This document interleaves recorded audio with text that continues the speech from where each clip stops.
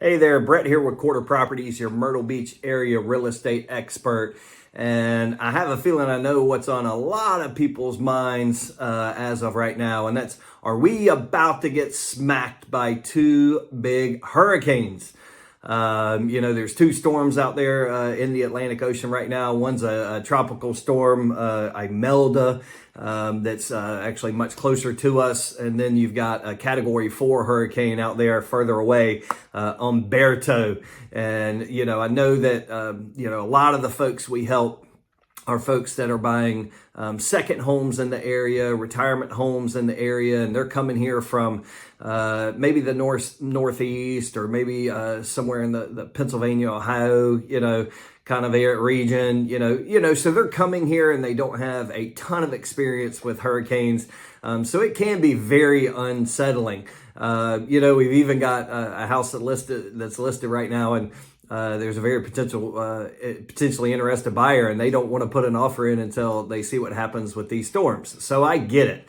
It can be unnerving, unsettling, especially if you're not accustomed to it. I kind of think of it like, if I were to go move to the Northeast, where you get a lot of maybe snow, blizzards, those kind of things, potential power outages. I mean, that would be very unsettling for me because I'm definitely not used to or accustomed to something like that. So I get it. Many of the folks we help are a little bit nervous when we've got storms out in the ocean and they're potentially headed our way.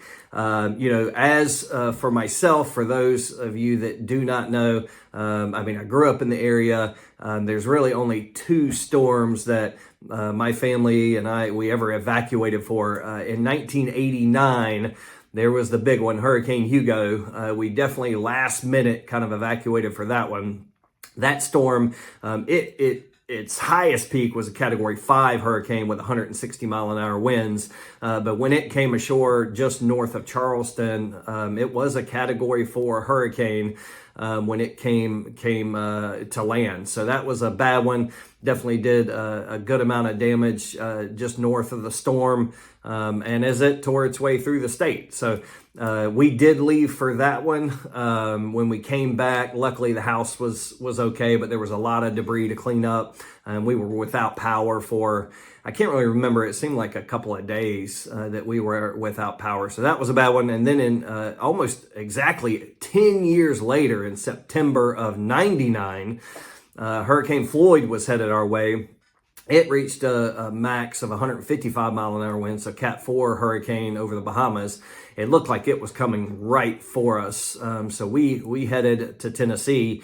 It ended up hitting in Cape Fear, North Carolina, and as a Category 2, so just north of us. But really, the big damage from Floyd was all the rain. Like, it rained and rained and rained and rained and rained, and then we saw a good amount of flooding, especially in some low-lying areas in Conway. So those are the two storms in my almost 50 years in the area that we have left for. To be honest with you, I don't really even give these storms a second thought, especially if they're Category 1s and 2s. I don't think a whole lot about them unless they're pretty much a 4 and up. And that's just, when you get used to something, you get used to living with them. And Category 1 storm is like 75 mile an hour winds. I mean, we have thunderstorms that could roll through that have 75 mile an hour winds. So I just don't give it a whole lot of thought, but that's just because of almost 50 years of dealing with them. But here are, some tips for those of you who maybe are coming up or moving to the area, maybe coming up on some of your first storms, and you kind of want to have a little bit more peace of mind. Here are some tips to help you prepare. These are some things that you can kind of do on an annual basis to make sure that you're always ready. Then I got a few last minute tips. So number one is know your evacuation zone. Okay, know your zone. All right. So you can go to scemd.org, and you can kind of look at the map there. They got a zone map here that you can click on. You can kind of plug in your location and know your zone. That way, when they start to issue mandatory evacuations, you'll know if you're in that zone. So that's one of the first things that you can do ahead of time, is know that zone. Secondly, have a plan and communicate that with external, like not your immediate family, right? So if you and your immediate family have an evacuation plan, just a general place that you would normally go, make sure other family members know that and know where, if there is a storm, where you would potentially head. That way, if there's a problem with power and cell signals and those kind of things, they're not left worrying about where you're at. Okay, so have a plan ahead of time and communicate that with other family members. Verify your insurance policies are up to date. Wind and hail, and especially flood. You can go to orecounty.sc.gov. And you can search the FEMA flood maps. You can plug in your address. Okay, you can see if your address is in a flood zone.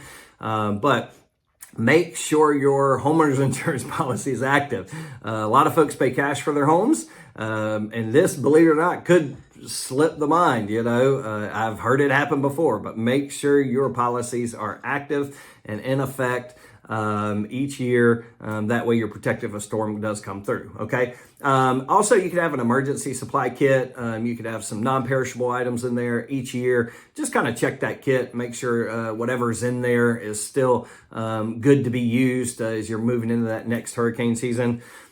Take pictures and video of the inside and outside of your house, especially all the personal belongings. That way, if you do have a claim, that you've got evidence of things that might have been in and outside of the house.